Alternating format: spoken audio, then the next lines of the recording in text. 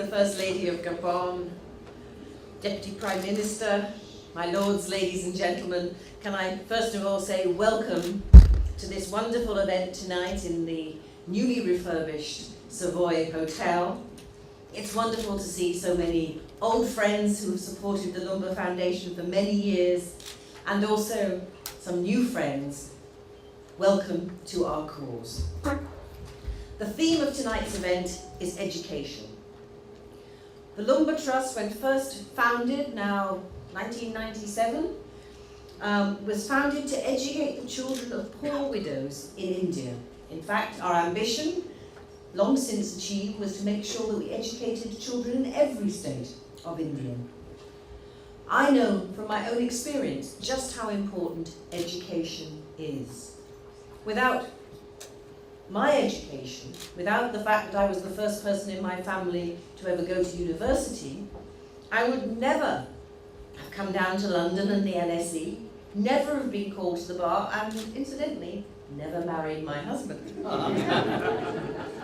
But if it was hard for me as a working class girl from Liverpool to succeed, imagine how much more difficult it is for a widow's children, particularly in areas of the world, and this is a problem all over the world, where widows suffer stigmatization and are often abandoned by society. Now, Raj Lumba knows about this problem because he is the son of a widow. And when his father died, leaving his mother in her late 30s as a widow, she was determined that her children would have the opportunity for education, which she did not have. And she was particularly determined in the 1950s and 1960s to make sure it wasn't just the boys who got the education, but her daughters too. And they did that, and they got education in India and abroad. And years later, in memory of his mother after her death, Raj, and of course the indomitable Veena, without whom Raj would never do anything. 100% right. It's 100% true. Decided to set up this charity in her memory. And that's how the Lumba Foundation was born, and how I came to be first its patron and now its president. And our core work at that time was to give grants directly to the widowed mothers of poor children to ensure that those children were able to go to school and be fed and educated. Now, from those small beginnings, the Trust has educated over 2,000 children in India and in every state of India.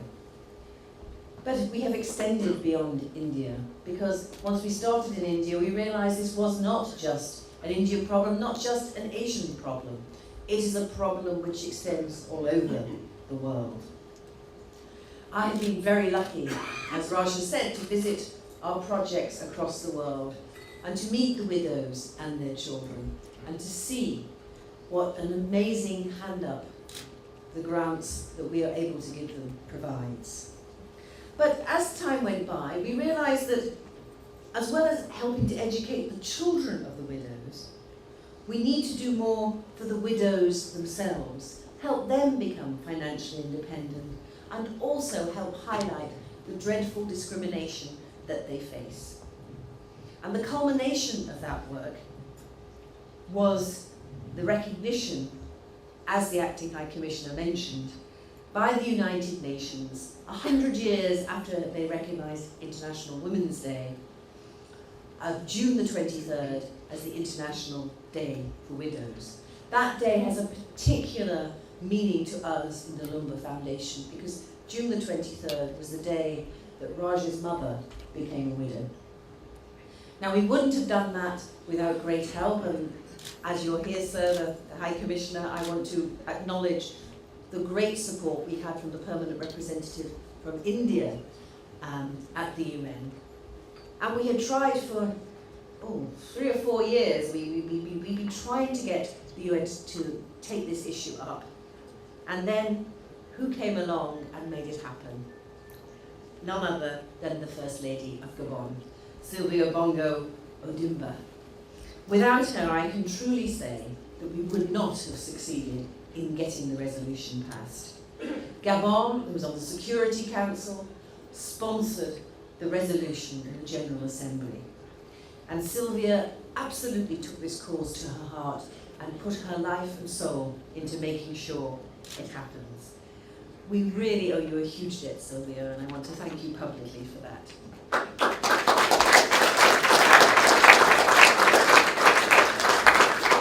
Now, of course, getting an International Day of Widows is one thing.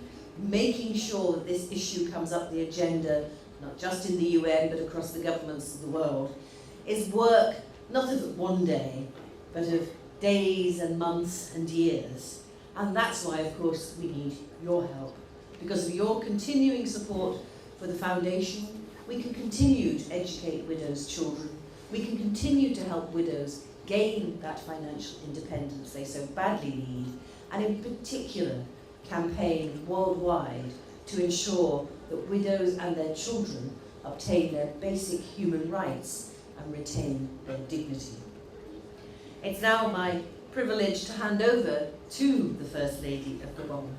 Raj and I were privileged to go. We went with Sylvia first to the UN for the first International Widows' Day events, and then we all flew together to Gabon, where we went to visit the wonderful project that she has for widows in her country, helping them gain financial independence by setting up small businesses. And I will always remember that wonderful walk that we did through the centre of the capital with thousands of widows coming behind us and just celebrating the fact that at last their voice was heard throughout the world. And that voice was heard because of the untiring work of their champion, who I'm proud to introduce, Sylvia Odimba.